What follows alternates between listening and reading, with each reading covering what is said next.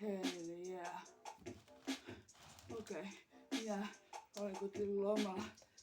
Sen pitää solmuksia. Pakko ihana tässä vau. Okei, mä tykkäsin kättemään portuta. Vau. Okei, tässä minä menin tähän portaseen. Ring.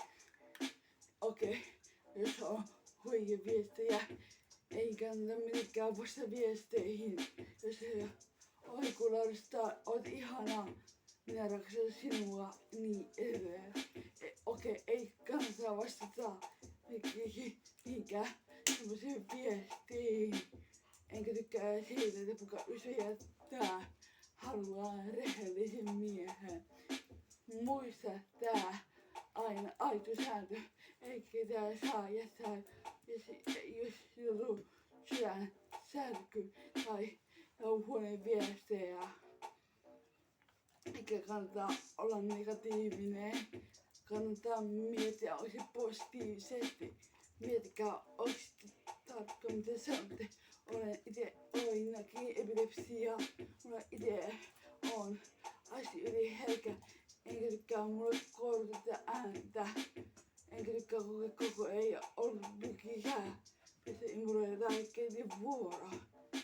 Välillä pitää tehdä mistä ei tykkää. Välillä on sellaisia paljon.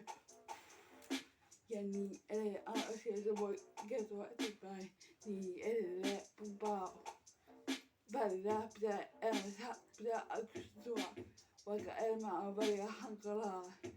Vaikka eri tilanteissa, niin edelleen pau.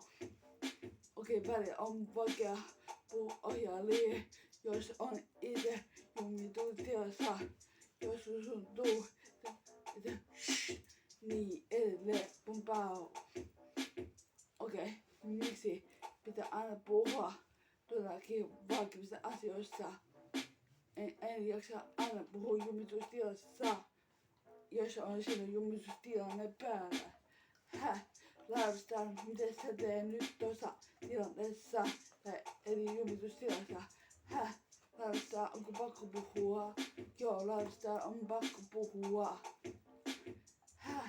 Onko pakko todellakin? On. Miksi niin edelleen? Haluatko Laurista olla Laurista? Totta kai saat olla Laurista. Okei, Laura oli rauhassa omassa huoneessa.